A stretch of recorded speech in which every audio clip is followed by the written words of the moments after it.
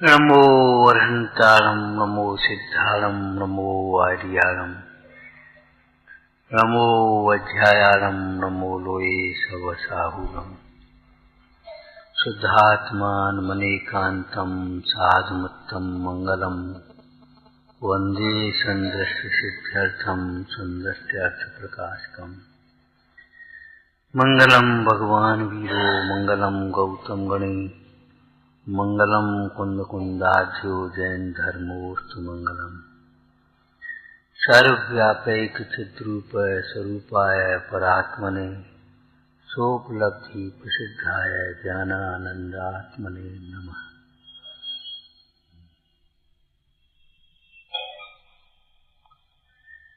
प्रवचन सार जी। प्रवचन सार अर्थात शुद्ध आत्मा। प्रवचन सार अर्थात शुद्ध आत्मा द्वादशांग का सार क्या है? पंडित टोटरमल जी ने उपाध्याय का स्वरूप बताते हुए क्या लिखा? जो द्वादशांग के सारभूत मुख्य रूप से अपने आत्मा में लीन है। पढ़ना पढ़ाना ये मुख्य कार्य नहीं है। दीक्षा देना प्रायश्चित देना ये आचार्य का मुख्य कार्य नहीं है। मुख्य कार्य है स्वरूपाचरण।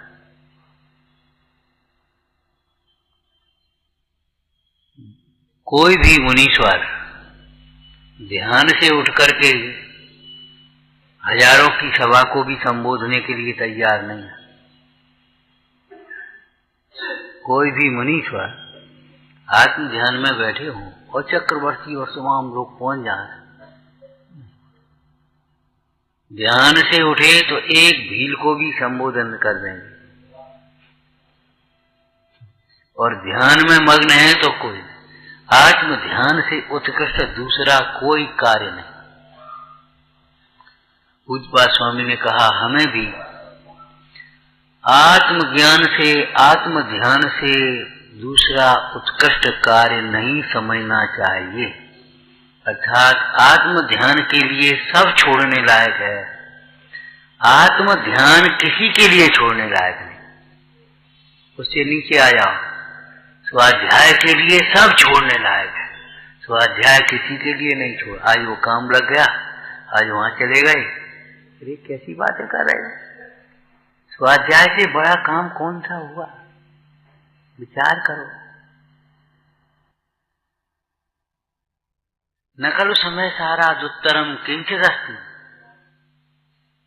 शुद्ध आत्मा से उत्कृष्ट कोई देव दूसरा हो तो माने, कहें, जब है ही नहीं तो क्या माने और क्या कहें? शुद्ध आत्मा से उत्कृष्ट देव दूसरा कोई हो तो कहें और माने, जब है ही नहीं विश्व में तो क्या कहें और क्या माने? जितने भी देव हुए हैं शुद्ध आत्मा की आराधना से हुए। पहले एक तुम्हारा दृष्टांत दिया था पंच कल्याण का। नए जिन बिंब की प्रतिष्ठा के लिए प्राचीन प्रतिष्ठित बिंब चाहिए कि नहीं चाहिए?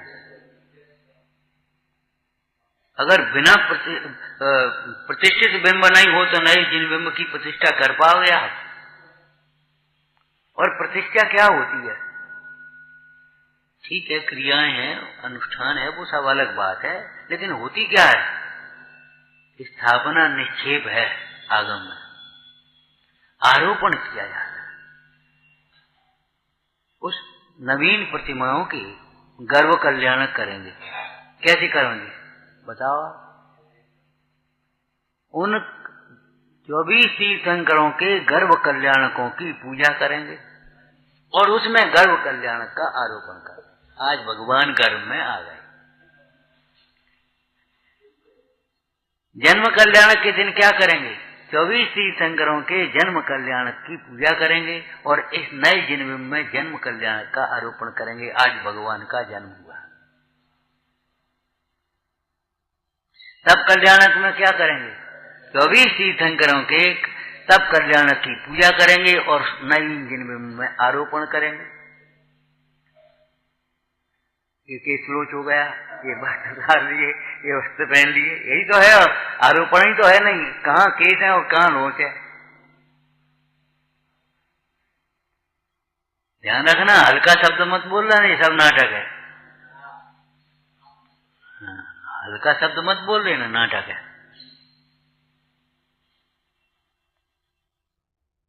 ये नाटक नौटंकी नहीं है भैया, ये धर्म अनुष्ठान है। कल कहा था ना वर्तमान योग में, ये कथाएं नहीं है, कथाओं के माध्यम से जिनोपदेश है। कथाएं मात्र नहीं सुनानी है, कथाओं के माध्यम से जिनोपदेश देना है। कथा के माध्यम से ये सिद्ध करेंगे, देखो पुण्य का क्या फल होता है, पाप का क्या फल होता है, जीव देखो कहां से चला आ रहा है, किस किस भव में कैसे कैसे काम किए जीव ने और क्या फल होगा। कौन जीव मोक्ष गए रत्नत्रय की आराधना करके, कौन जीव अटक गए उपयोग से। भैया अग्नि घी के साथ में भी हो तो जलाएगी। अभी आप पढ़ रहे थे गाथा, अब हम टीका में से बता दे रहे आप। अग्नि घी के साथ में भी होगी तो जलाएगी, सावधान रहना। अग्नि का सदुपयोग कर लेना जानना, भोजन पकाने में काम आएगी, शीत गर्म का भगाने में काम आएगी, लेकिन सावधानी से, और नहीं तो आग लगा करके जला देगी। गरम घी से भी तो जलते ही तो हैं, जबकि घी को फेंट करके पानी में और धो धो करके 10 बार 100 बार वो इतना ठंडा उसको मलहम बना देते गले को ठीक करने के लिए, और घी से ही जले।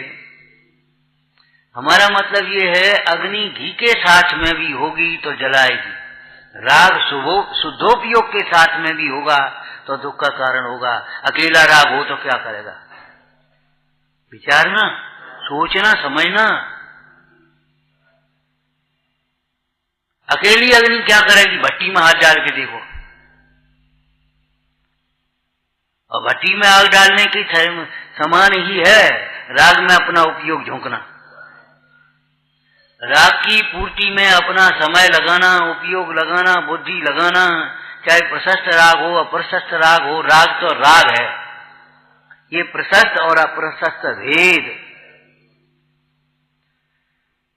बोलो, ये प्रशस्त और अप्रशस्त भेद विषय की अपेक्षा से हैं।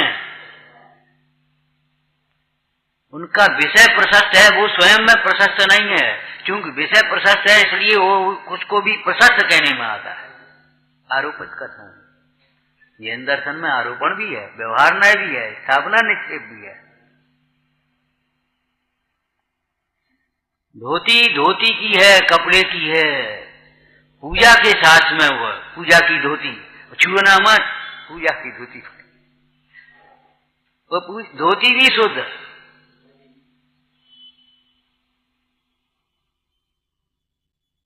लेकिन धोती शुद्ध अशुद्ध होती है। धोती तो धोती है, लेकिन वो शुद्धता के साथ माने नल के नीचे लगा दो एक बाल्टी पानी और बम एक निचोड़ी और फेंक दो, इसका नाम शुद्धता नहीं है। यत्नाचार विवेक पूर्वक प्रासुक जल से उसको साफ करना, धोना, शुद्धि करना, उसका नाम शुद्ध यत्नाचार होना चाहिए। चरणान योग में शुद्ध का अर्थ पाप क्रिया से शून्य है। चरणान योग में शुद्ध का अर्थ पाप क्रिया से शून्य है। वैसे शुद्ध का अर्थ दो द्रव्यों की भिन्नता, किसी की कोई मिलावट नहीं है।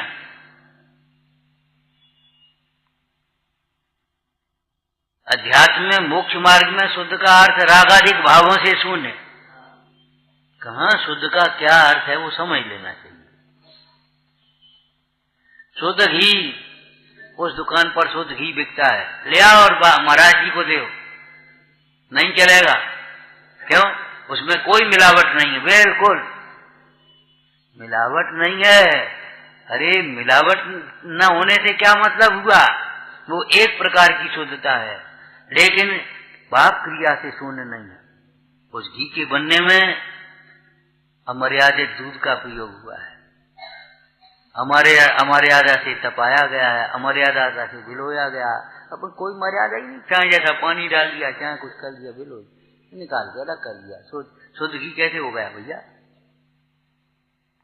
शुद्ध घी माने वहां चरणान योग में शुद्ध घी, आत्मा की चर्चा नहीं कर रहे अभी। शुद्ध घी का अर्थ वहां क्या लेंगे?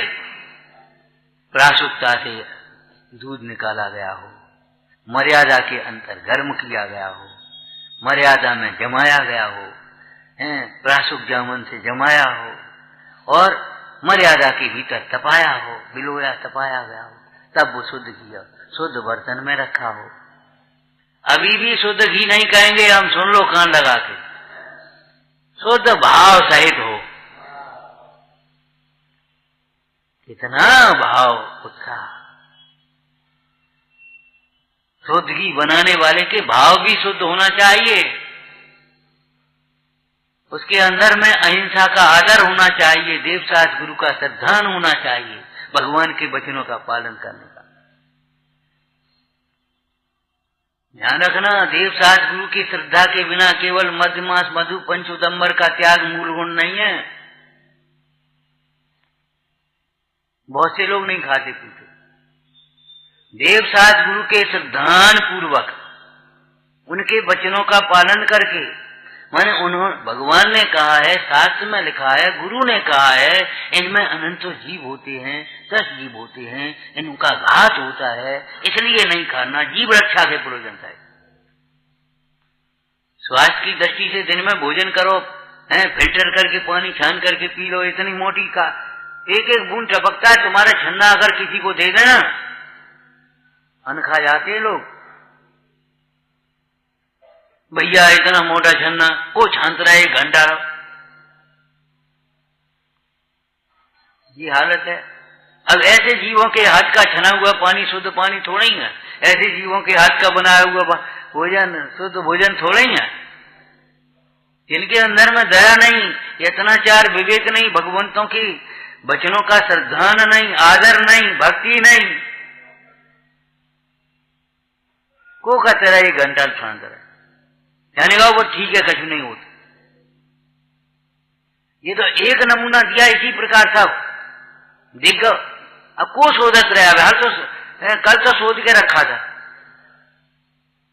बताओ चूल्हो झारो, ये कोई कहा है गई गए जला भी खाएगा? नहीं, गई बर्तन खिसका लिए। इतना चार प्रवृत्ति है, उसको चरणान योग में शुद्ध नहीं कहेंगे। आचरण का जहाँ विषय है, वह पाप क्रिया से शून्य शुद्ध है, और पाप में मोह भी तो है। विषयों का अनुराग है तो पाप है कि नहीं? इनके बस पाप किए हम, बस हो घोर कीने मिथ्याच के वशीभूत होकर के जो करता है वो महापाप है, और कसायों की तीव्रता से जो करता है वह पाप है। विषयानुराग के वशीभूत होकर करता है वो पाप है।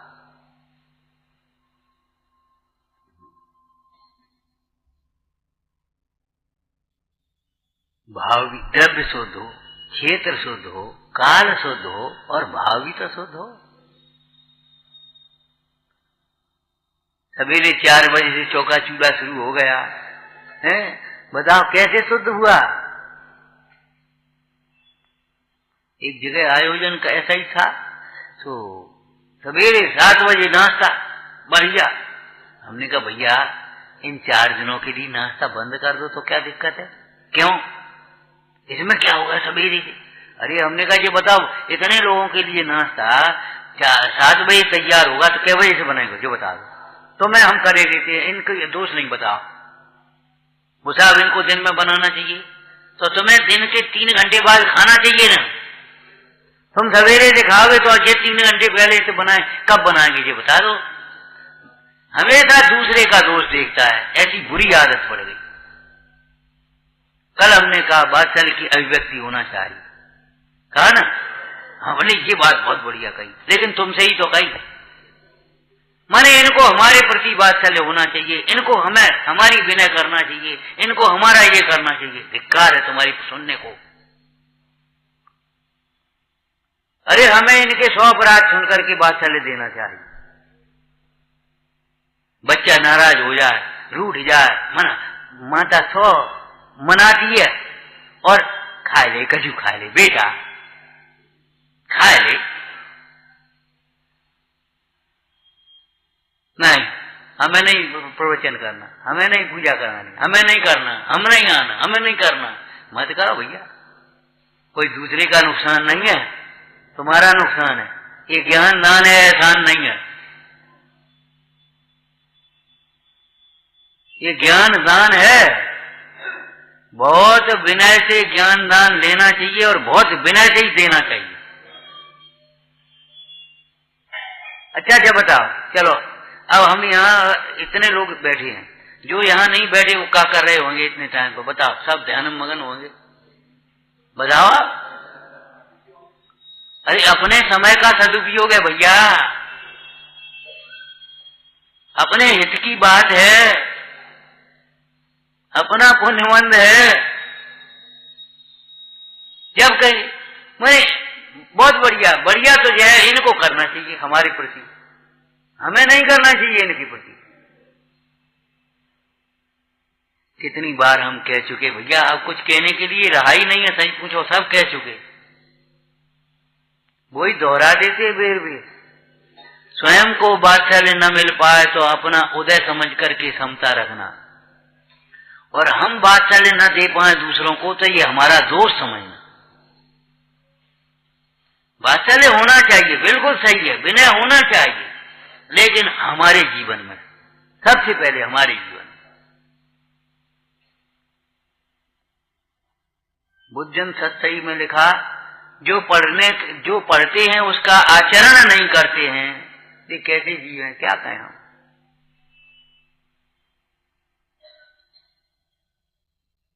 आचरण आना चाहिए। हमने तुमसे कहा, तुमने इनसे कहा, और तुम जो देखा उन्हें ऐसे ही हमारे लिए होना चाहिए। ये महापाप का बंध का कारण है। अरे ऐसी समता हमारे जीवन में होना चाहिए, ऐसी वितरागता हमारे जीवन में होना चाहिए, ऐसा वात्सल्य हमारे जीवन में होना चाहिए। वो तो ले आए नहीं, हमने तो बढ़िया कहा, तुम्हें बढ़िया लग गया तब तो।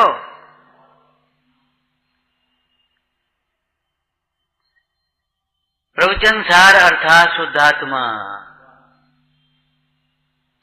इस प्रवचन में से एक शुद्धात्मा ग्रहण करने योग्य है, दूसरा कुछ भी ग्रहण करने योग्य नहीं है।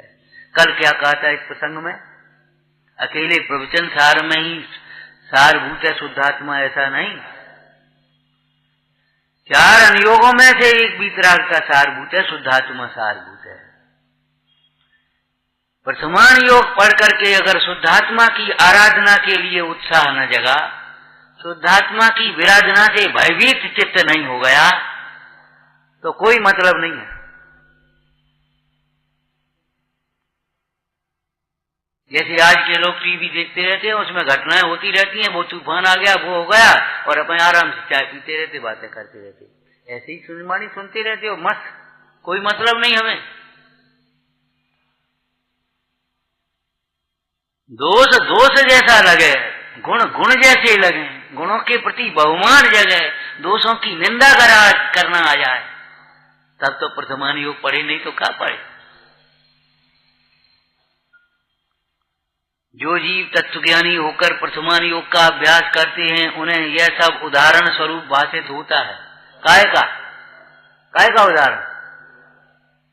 काय का उदाहरण? जीव अनादि अनंत है, उदाहरण देखो कितने भव बताए। अगर अनादि अनंत नहीं है तो कब से है, तुम बता दो।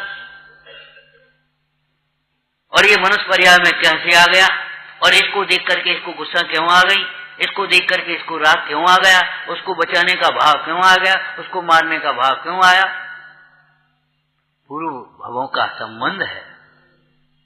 उस राक्षस गुफा में से कोई जिंदा नहीं लौटता था, और प्रद्युम्न कुमार के जब गए तो वो स्वागत करने लगा, आओ पधारो से, हम तो आपकी प्रतीक्षा कर रहे थे, आपके लिए ये खजाना रखे थे, रखवारे थे, आप अपना खजाना संभालो और हमको आज्ञा दो, हम सेवक हैं।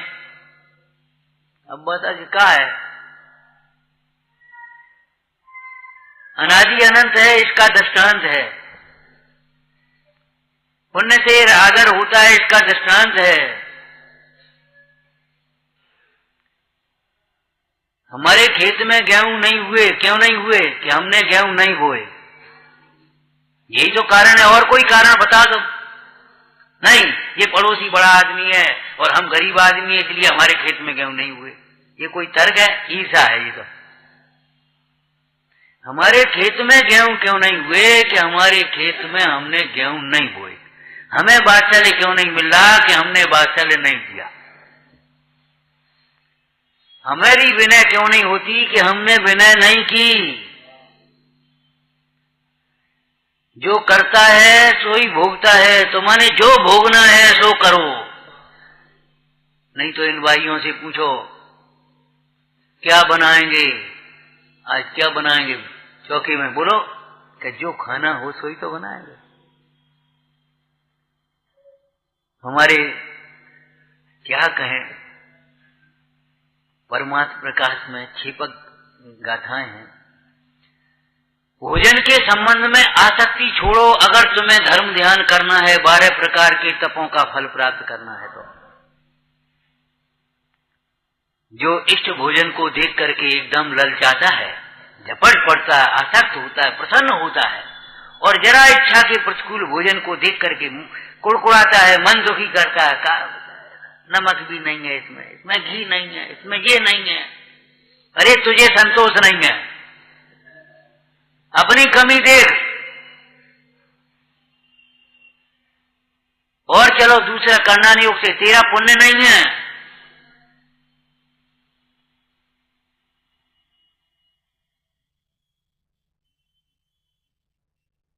वो धन्य कुमार का जीव पूर्व भव में खीर को देख करके ललचाता था, है खीर खवा, खीर खवा। बेटा तेरा इतना पुण्य नहीं है, तो ऐसे कैसे खवाएं? क्या करें?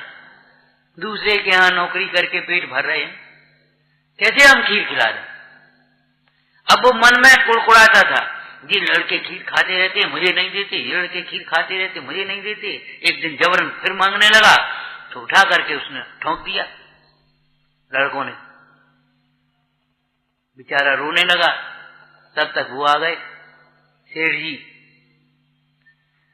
क्यों बहन, ये बच्चा रो क्यों रहा है? कुछ नहीं भैया। तब तक वो लड़का बोला, अरे रोज रोज खीर मांगता है, जब हम खाते तब मांगता है, हमने आज इसको मार दिया। बेटा ये काम ठीक नहीं है तुम्हारा। वो हमसे मामा कहता है वो तुम्हारी बुआ का लड़का है, होश है तुम्हें, तुम्हारा भाई है, तुम उसे छोड़ करके क्यों खाते हो? नीति में लिखा है, उत्तम भोजन उत्तम सामग्री जो अपने सेवकों को बिना दिए भोगते हैं, वे बड़े कंजूस हैं, बड़े ढीठ हैं, बड़े अभिमानी हैं। सच बात। हमारे गुरुओं ने जो अनुभव स्वयं करते थे वही हमें दिखा है। ऐसा नहीं कहा हम शुद्धों की आराधना कर रहे हैं और तुम हमारी पूजा करते रहो। तुम भी आराधना करो, तुम भी स्वरूप का अनुभव करो।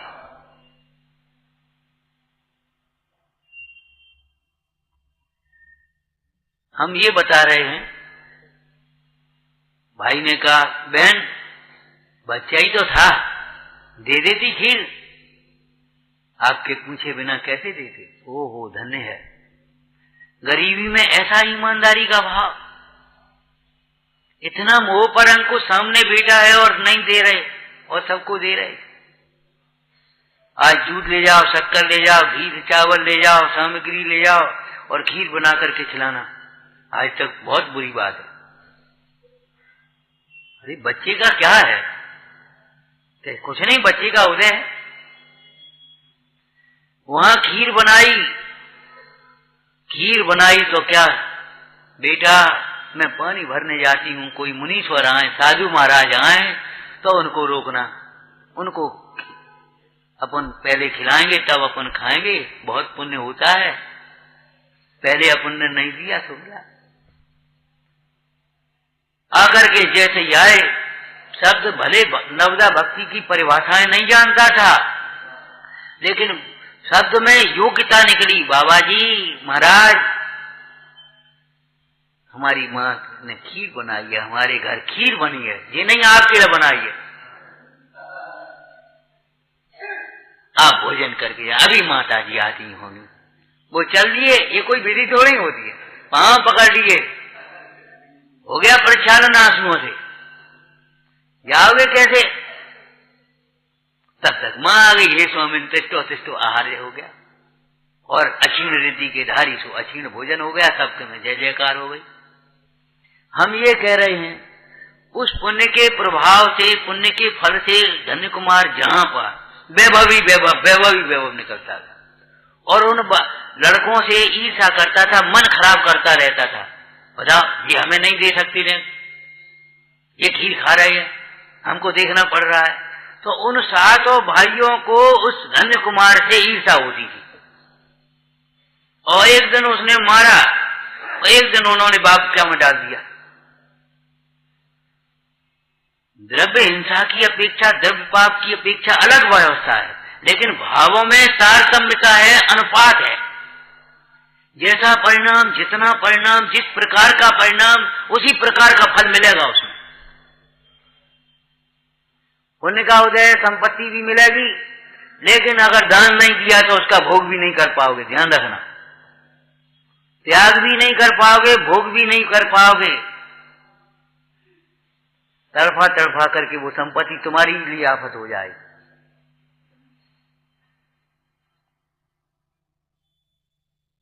संपत्ति हमारे लिए है, इतना सोच लो व्यवहार से तो अभी बन जाए। हम संपत्ति के लिए ये मत सोचो, उसी में मत लगे रहो भाई। कितनी बार कहते भैया ये मनुष्य पर्याय बहुत दुर्लभ है, और सत्य समागम बहुत दुर्लभ है, समझने लायक बुद्धि होना बहुत दुर्लभ है, समय मिलना बहुत दुर्लभ है। जितनी जरूरत है उतना कमाओ, जितना जरूरत है उतना खाओ, बाद बाकी अपना समय अपनी आराधना में, परोपकार में, सेवा में जहां लगाना वो लगाओ अपने, कम से कम इन भोगों में मत फंसे रहो। देखो घर में जन्मना मजबूरी है, घर में मरना कलंक है। बात बड़ी है जो बने आवे भार भवन को डारे, और जो न बने तो घर में रह के सब सो होए निराला का मतलब क्या है? अरे व्यापार से निराले हो, व्यवहारों से निराले हो। अब तुम ही व्यवहार निभाते रहे हो 3 पीढ़ी के, अब उनके व्यवहार उनको निभाने दो, तुम अपना व्यवहार निभाओ।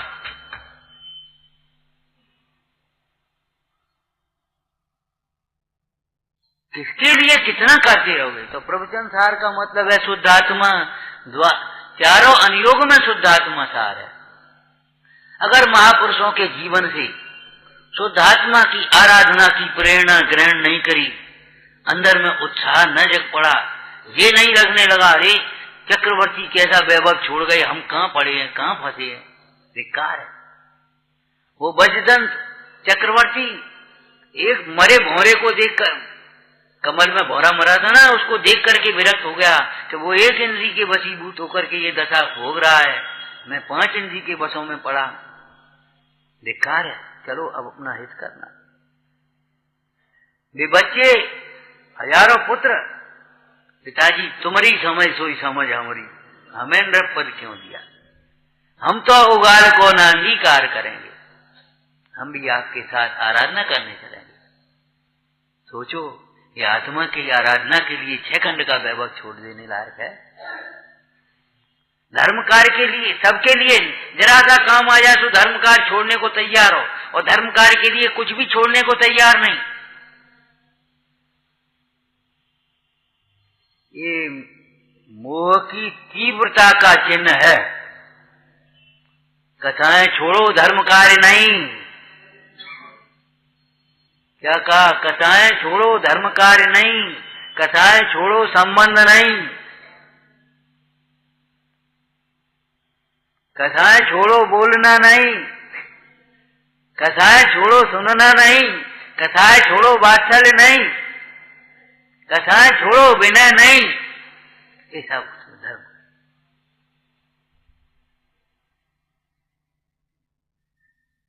प्रवचन सार अर्थात शुद्धात्मा, और प्रवचन सार अर्थात शुद्ध रत्नत्रय। प्रवचन सार के जैसे समय सार और प्रवचन सार में अंतर नहीं है, शैली और विषय भेद है, वो अलग बात है। जो समय सार का अर्थ है वही प्रवचन सार का अर्थ है, वही नियम सार का अर्थ है। सार तो एक ही होता है सब जगह, सार अनेक थोड़ी होते हैं। कारण प्रवचन सार और कार्य प्रवचन सार। भैया प्रवचन सार अर्थात शुद्धात्मा, मैं शुद्धात्मा हूं करते रहोगे, अनुभव तो करो। रसोई तो बहुत अच्छी है, अरे अच्छी है, ठंडी हो रही है, बिगड़ रही है, जल्दी जल्दी अपना, जल्दी जल्दी का मतलब आसक्ति से नहीं खाओ, स्वादन तो करो इसका। उस दिन कहा था आत्मा निरपेक्ष है, अरे निरपेक्ष अनुभव तो करो, अपेक्षाओं का जहर मत पीते रहो। इनको ये करना चाहिए, इनको ये करना चाहिए, इनको ऐसे बैठना चाहिए, इनको टाइम से आना चाहिए। अरे तुम्हें क्या करना चाहिए ये सोचो।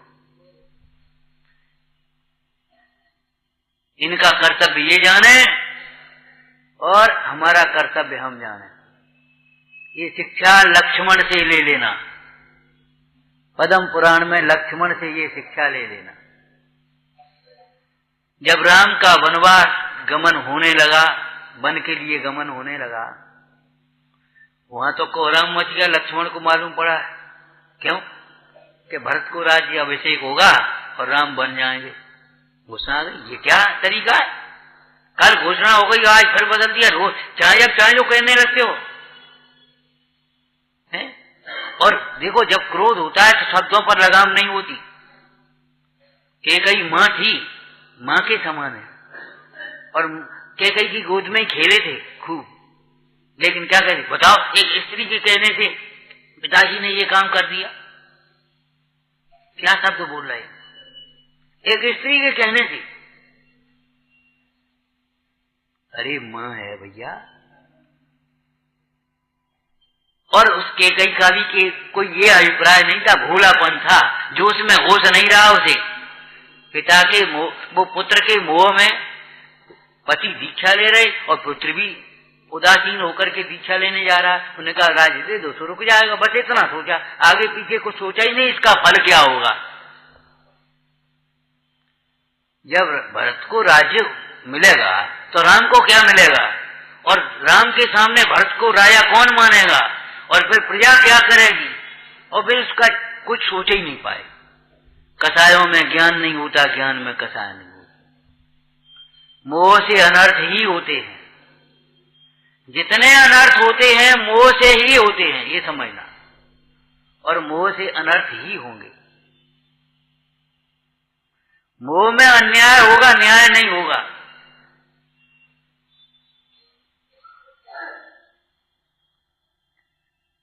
सो गुस्सा आ गई, उन्हें सोचने लगे। थोड़ी देर बाद थम गई, आखिर सलाह का पुरुष है।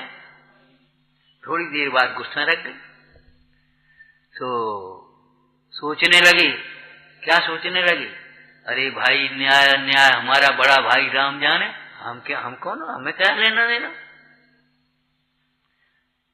न्याय अन्याय हमारा बड़ा भाई राम जाने, हमारा काम तो उसकी सेवा करने का है। यहाँ रहता है तो यहाँ सेवा करेंगे, जंगल में जा रहा तो हम चले, जंगल में जा रहा है तो हम चले। ऐसे ही से समझ लेना, इनको क्या करना चाहिए इनकी ये जाने, हमारा काम तो आराधना करना है तो हम आराधना करेंगे। दीक्षा लेने जाते हैं, कोई रोता है, कोई गाता है, कोई साथ चलता है, सब यही तो वातावरण बनता है। लेकिन तुम्हें मोह से रोना हो रो, तुम्हें मोह छोड़ करके संग चलना, संग आ जाओ, तुम्हें जो करना है सो करो। हम तो अपनी आराधना के लिए उद्यमवंत हुए हैं, अब तुम्हें देख करके हम रुकेंगे नहीं, अटकेंगे नहीं। बोलो वर्तमान युग में यही तो कथाएं हैं, और कोई कथा है? 5 बार मारने का, मारता है, मारना तो है, मारना तो है, और वो मार नहीं पाए, और वह बालक सेठ की संपत्ति का और राज्य की संपत्ति का मालिक बन गया। अहिंसा व्रत की कथा में पढ़ लेना। हमारा मतलब ये है, ये दृष्टांत हैं, काय के दृष्टांत हैं, जीव के दृष्टांत, अजीव के दृष्टांत, जीव अजीव की भिन्नता के दृष्टांत, आश्रव की हेता के दृष्टांत, बंध के दृष्टांत, बंध के फल के दृष्टांत, बताओ और क्या है वो? संबर के दृष्टांत, संबर के फल के दृष्टांत, निर्जरा के दृष्टांत, निर्जरा कैसे हुई है, निर्जरा के फल के दृष्टांत, और मोक्ष कौन गए हैं, कैसे गए हैं, कहाँ है, उसका दृष्टांत है। तो जो तत्वज्ञानी होकर प्रथमान योग पढ़ते हैं उनको सब दृष्टांत उदाहरण स्वरूप भाषित होते हैं। काय के? तत्वों के। जब तत्वों के सारे दृष्टांत देख लिए तो दृष्टांत किसे कहते हैं? दृष्टांत की परिभाषा आप बता दो, न्याय से बताओगे आप। दृष्टांत किसे कहते हैं? जिससे विषय सरल हो जाए, प्रसिद्ध घटना के द्वारा अप्रसिद्ध को बताएं, व्यक्त के द्वारा अव्यक्त को बताएं, जो सामने है उसको बताएं। दृष्टांत में अपने पुरुषार्थ सिद्धि पाए में आया, एक बालक ने मां से पूछा, मां शेर कैसा होता है? अब शेर तो जंगल में, उसी समय एक बिलाव निकल पड़ा, बिलाव है, समझ में आया ना? तो बिलाव निकला सुबह से, उसने झट से कह दिया देखो ऐसा होता है। बालक समझ गया। अब मूढ़ बालक नहीं समझा, उसने बिलाव को ही शेर मान लिया। हाँ, माड़व का इव सिंगा कहा था, माने इव सिंगा, और बालक ने क्या कर दिया? माड़व का एव सिंगा। बिलाव जैसा सिंह होता है, और मां ने क्या, वो मां ने कहा था, और बालक ने क्या समझा? बिलाव ही सिंह है।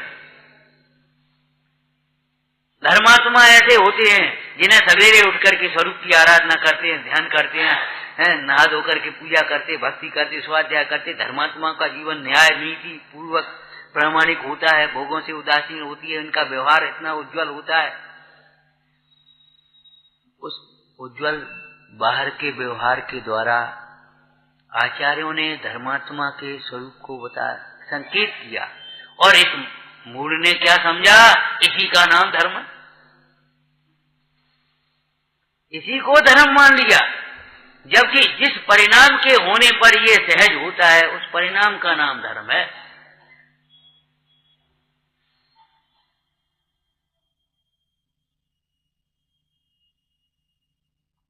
अगर तुम्हें ये लगता है ये बात बहुत अच्छी कही, तो हम कहते जीवन में ले आओ। धर्म कार्य कभी मत छोड़ो, संबंध कभी मत छोड़ो, बोलना चालना कभी मत छोड़ो, प्रेम वात्सल्य कभी मत छोड़ो, विनय भक्ति कभी मत छोड़ो, कथाएं छोड़ो। इनसे दूर करने वाली केवल हमारी कथाएं हैं, हमारा दोष है और कुछ भी नहीं। और सच कह रहे हैं, थोड़े दिन में यहाँ आ जाओगे, बैठोगे और सुनने पढ़ने लगोगे, सारी कथाएं मिट जाएंगी। पूंजी से व्यापार होता है, व्यापार से पूंजी बढ़ती है। बोलो, पूंजी से व्यापार होता है, व्यापार से पूंजी बढ़ती है।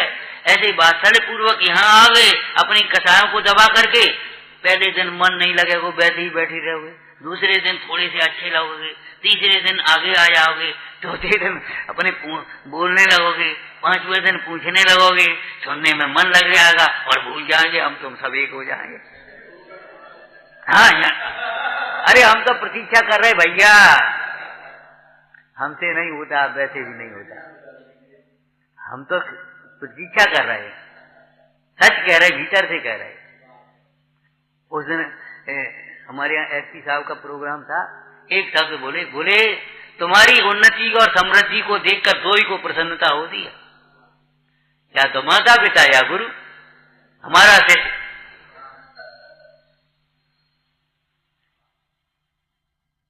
बाद बाकी ईर्षा करने वाले बहुत होंगे, ठीक बड़ी कैसे हो, जी तो ऐसो कहने लगो, तुम्हारे गुरु को प्रसन्नता, शाबाश बेटा बहुत अच्छा, वाह, अब हम निश्चिंत हो गए।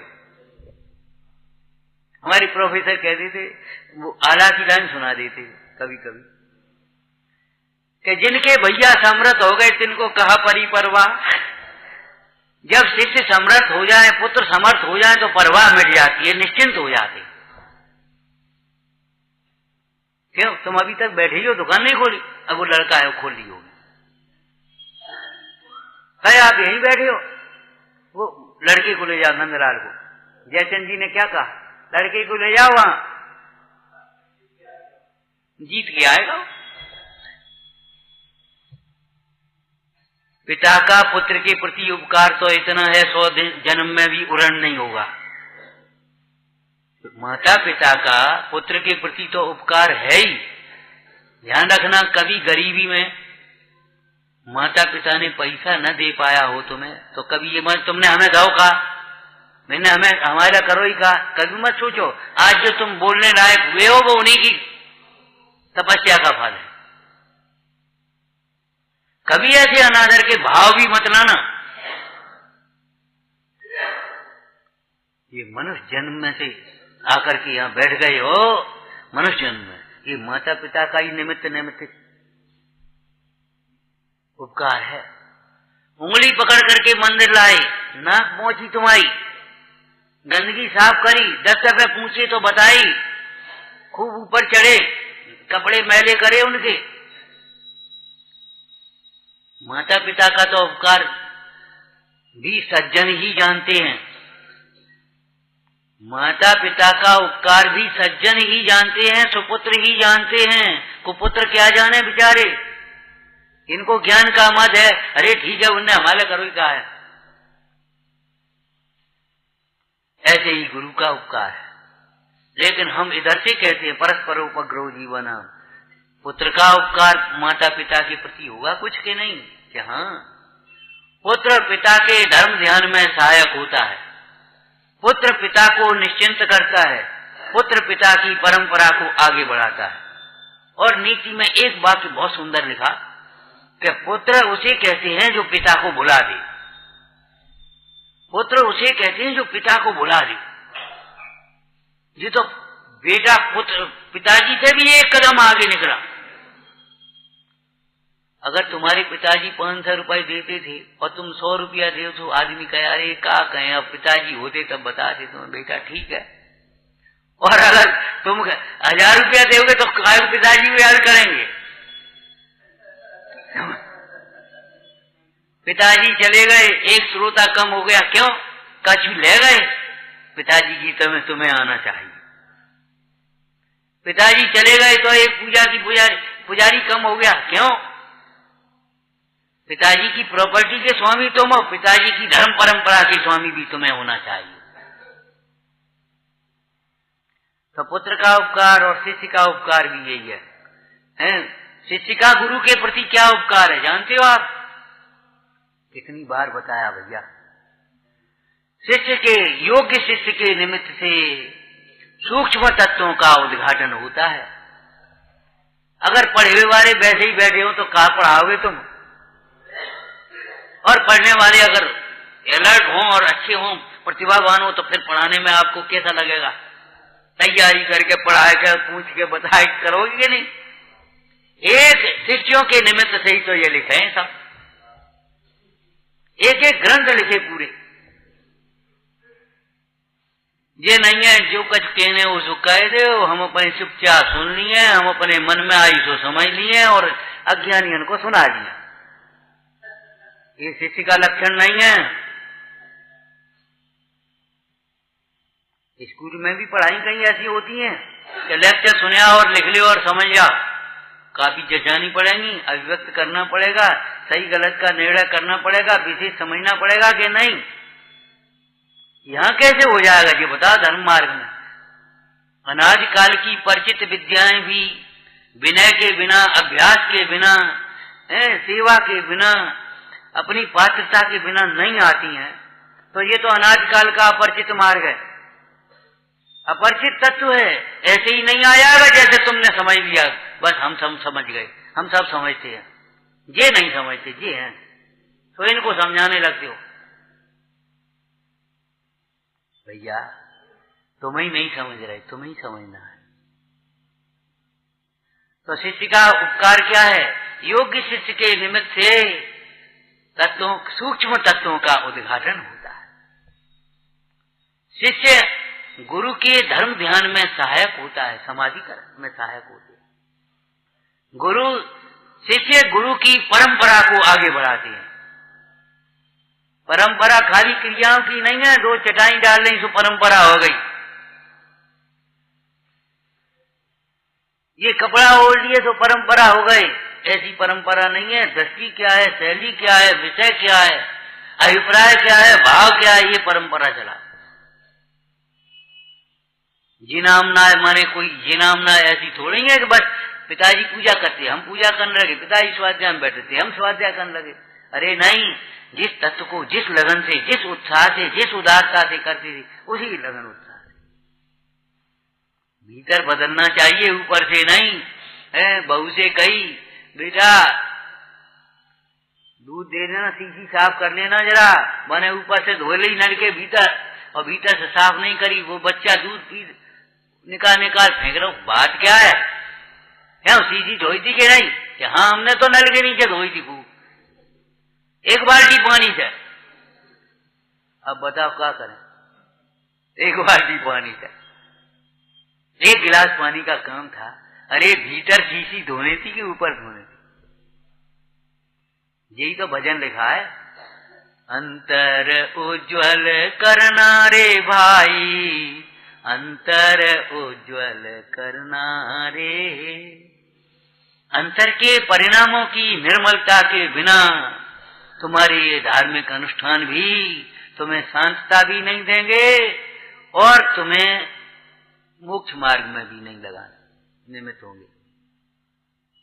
तो शिष्य का ये उपकार है, गुरु का तो है, शिष्य का उपकार है। अगर ये शिष्य नहीं ऐसे पूछता तो कैसे आगे लिखते बताओ?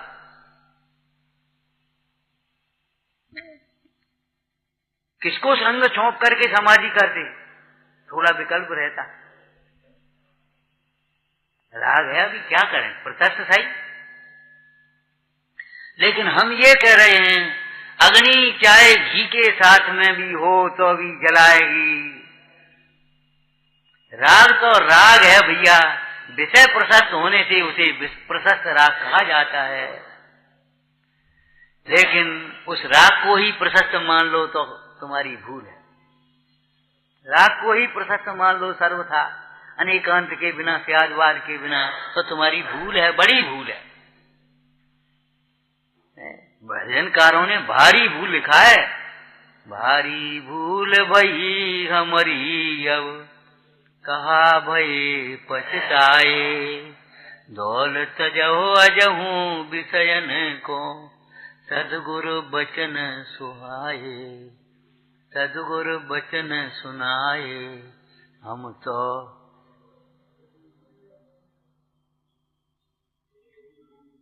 है तो ये दूसरे में होगा, किसी में होगा किसी में?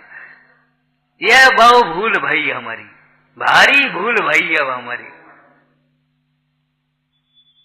विचार करो, अगर तुम्हारा बालक व्यापार में वहां बैठ गया, तुम निश्चिंतता से बैठोगे, और अगर नहीं बालक बैठा तो तुम्हें आकुलता रहेगी, चलो चलने चलने चलने। तो ये पुत्र का उपकार है कि नहीं?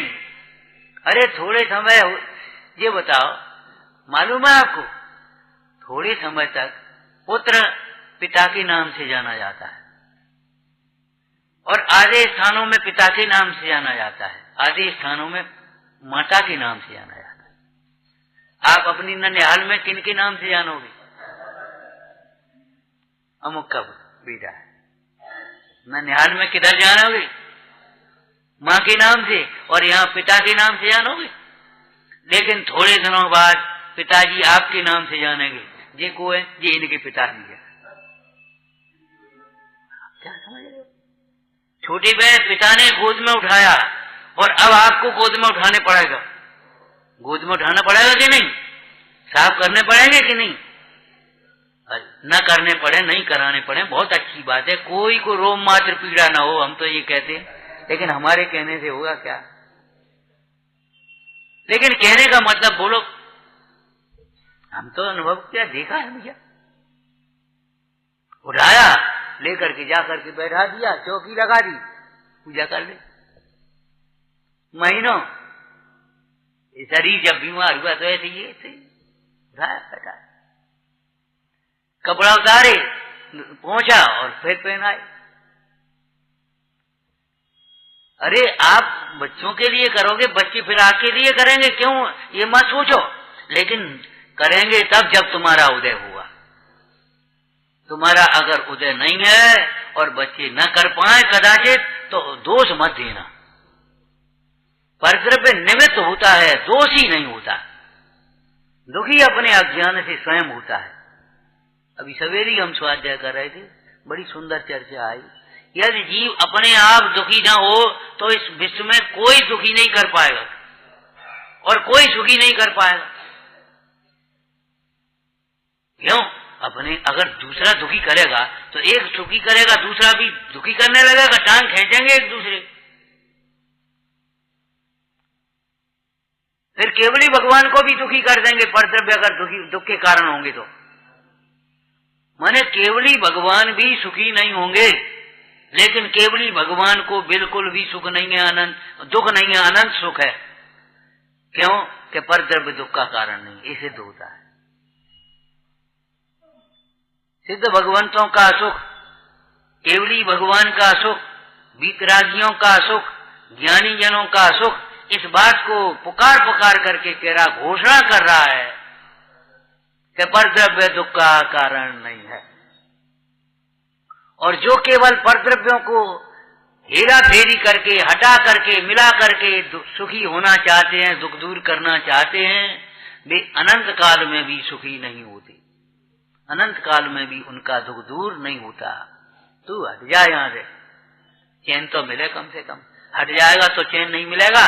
फिर 1 घंटा बाद वो माता ढूंढेगी, कहाँ गो देखो तो, कछु खाओगे नहीं माने, अबे लो आओ नहीं, इतनी देर हो गई और लौट करके आया। क्यों, कहाँ गया था? क्या तुमने ही तो गई थी? क्या हमने कहाँ गई थी? बोलो। कसाय से नहीं हटना, कसाय को हटाना। मोह से नहीं त्याग करना, मोह का त्याग करना।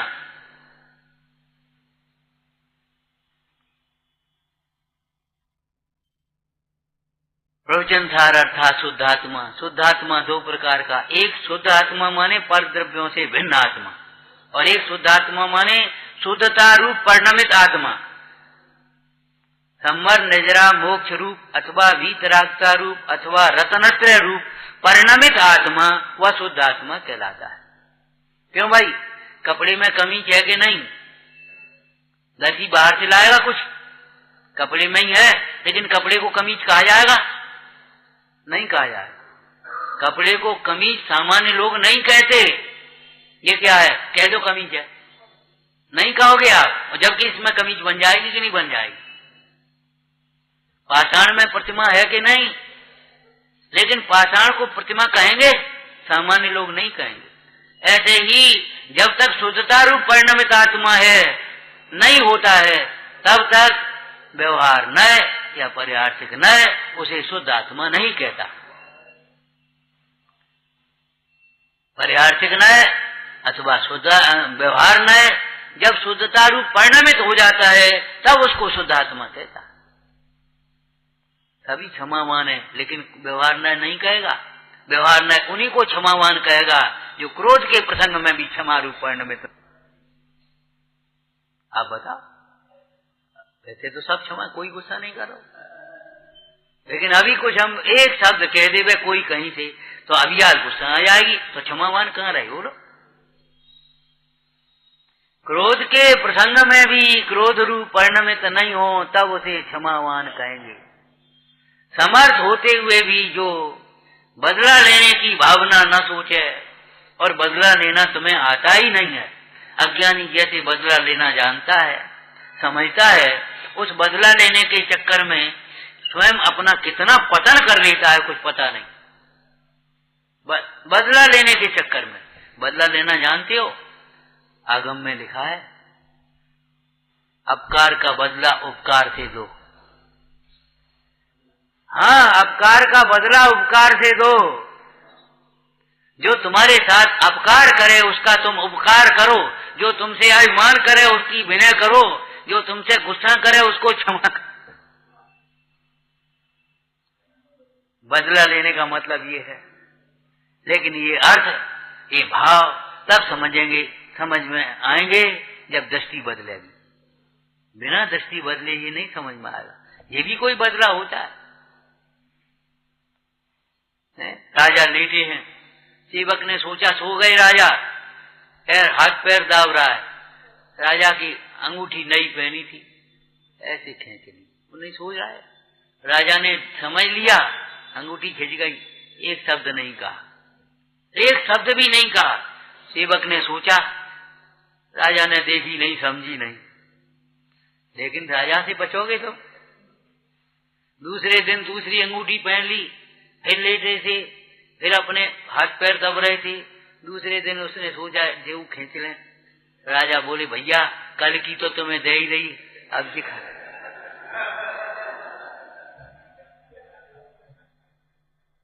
बोलो बदला। बोले, भैया हम समझते हैं तुम अंगूठी क्यों खींच रहे हो, इसमें तुम्हारा दोष नहीं, हमारा दोष है, हमारा दोष है। ये व्यवहार की भाषा है। ज्ञानी हम अपने ऊपर आरोपित कर लेते हैं। देखो, विवेकी, समझदार, ज्ञानी जीव, ज्ञानी सम्यक ज्ञानियों को मुख्य रूप से कहते हैं, इसलिए हम ज्ञानी हर एक के साथ नहीं लगाते, समझदार कह देते हैं, विवेकी कह देते हैं। दूसरे के दोष को भी अपने माथे ले लेते हैं। अपना दोष भी स्वयं अपने स्वीकार न कर पाए तो कैसे विवेकी, कैसे समझदार रहे हम। अभी हम उसका भी सुना देंगे दृष्टांत। तो विचारना, राजा ने कहा, ठीक है हम समझते हैं तुम्हें तनख्वाह कम मिलती, तुम्हारी तनख्वाह बढ़ा दे रहे। महाराज नहीं आपकी कृपा है, क्षमा करो, ऐसी गलती कबू नहीं होगी। अरे भाई हम समझ रहे हैं, कोई बात नहीं, तुम्हारी तनख्वाह बढ़ा दे। कौन विद्वान थे, कहीं पेशाब करने बैठ गए, वो सिपाही उधर से निकला, एक चांटा दिया। दरबार में जाकर के जब पंडित जी पहुंचे, राजा के बगल में, सिपाही को बुलाओ। सिपाही आया, उसने देखा जी राजा के बगल में बैठे, कांप करने लगा। बोले, ईमानदार, बहुत ईमानदार सिपाही है महाराज, इसकी तनख्वाह थोड़ी बढ़ा, बहुत कर्तव्यनिष्ठ ईमानदार। लिहाज से कर्तव्य पालन में शिथिलता नहीं होना चाहिए। कर्तव्य का पालन किसी बड़े छोटे के लिहाज से नहीं होता। धनी का लिहाज करने लगो, माता पिता का लिहाज करने लगो, जाति का लिहाज करने लगो, आप कुछ नहीं कर पाओगे कर्तव्य का पालन। कर्तव्य निरपेक्ष होता है। जब पर से निरपेक्ष हो गए तब आप कर्तव्य का कर पाओगे। विचारने की बातें ऐसी हैं भैया कि रत्नत्रय जब प्रकट हो जाता है तब वह प्रकट शुद्धात्मा कहलाता है, जिसको समय सार जी में साक्षात शुद्धात्मा का। सिद्ध भगवान साक्षात शुद्धात्मा है। द्रव्य संग्रह जी में भी उसका दृष्टांत दिया टीका में। जैसे शुद्ध बुद्ध रूप, शुद्ध बुद्ध सिद्ध भगवान सो आत्मा है, और व्यवहार में से संसारी जीवों को भी आत्मा ही कहा जाता है। ऐसे ही यहां हर जगह समझना, शुद्ध आत्मा का अर्थ एक तो परद्रव्य से भिन्न आत्मा, सभी आत्मा है, और एक शुद्ध परिणाम रूप परिणमित आत्मा, वो शुद्ध आत्मा। तो इस दृष्टि से रत्नत्रय को हम प्रवचन सार जी कहेंगे। इस प्रवचन सार जी ग्रंथ को बड़े आदर से पढ़ो। पीछे से क्या लिखा है इसमें, अंतिम गाथा में क्या लिखा,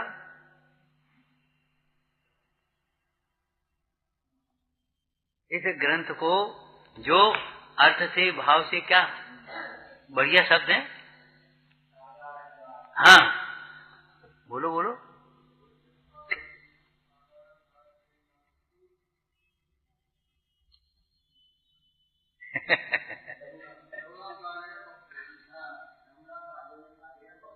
हैं? अरे हिंदी बोलो भाई। जो इस नहीं लघुना कालीन तो उसका फल आ गया। विशेषण बोलो, विशेषण। हम कह रहे बड़े एक दूसरे की वो देख रहे, तुम इतना देख रहे, तुम इतना देख रहे, यही तो हम कह रहे हैं। ये भी देखने लगा होता। बता भैया क्या कह रहे अब हमसे?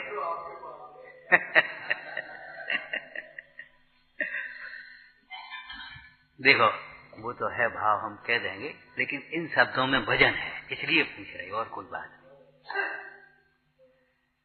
हमने कहा था ना, जब हमारे आचार्य हैं तो हम उतने सशक्त क्यों बने? गुरुओं के गुरु नहीं बनेंगे भैया।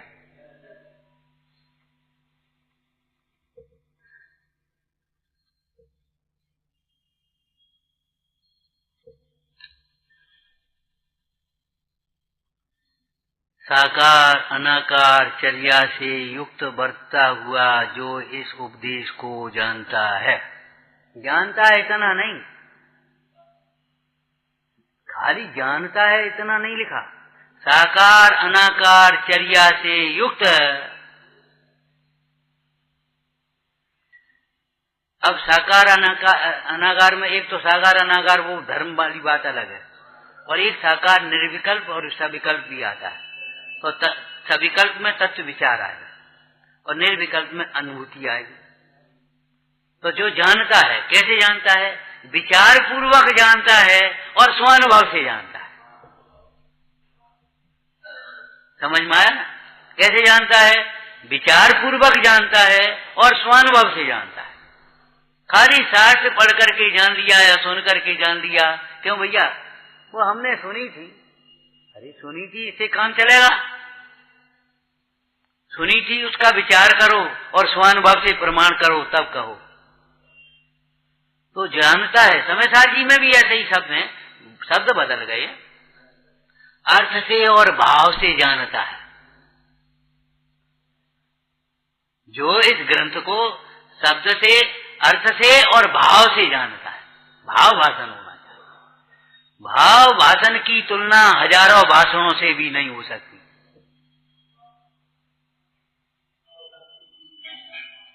एक भाव भाषण करने वाला त्रियंच ज्ञानी हो जाता है, हजारों भाषण देने वाला ज्ञानी नहीं है। रात को कल कहा था भैया, तीर्थ का प्रवर्तन जो बोलते नहीं, जिनको इच्छा भी नहीं है, उनके द्वारा होता है। स्वरूप में लीन, स्वरूप के साधक, आराधक, उत्कृष्ट आराधक, उनके द्वारा इस तीर्थ का प्रवर्तन होता है। अगर धर्म प्रभावना की भावना भी हो तो इन विकल्पों को छोड़ दो, हम समझाएं, हम करें, समझ जाओ, आराधना करो। तुम्हारे जीवन से, मूक उपदेश से, तुम्हारी चर्या से प्रभावना हो जाएगी। सच कह रहे। क्या लिखा? विचार पूर्वक जानता है, निर्णय से जानता है, और जानने की यही विधि लिखी है, आगम के अभ्यास से, गुरुओं के उपदेश से, युक्ति के अवलंबन से, निर्णय से और स्वानुभव से निज वैभव प्रकट होता है, माने ज्ञान प्रकट होता है। तो ऐसे ही भैया प्रवचन सार जी को जानना है, पढ़ना है, समझना है। प्रवचन सार अर्थात, प्रवचन सार अर्थात शुद्ध आत्मा की आराधना, रत्नत्रय, शुद्ध रत्नत्रय विचारना।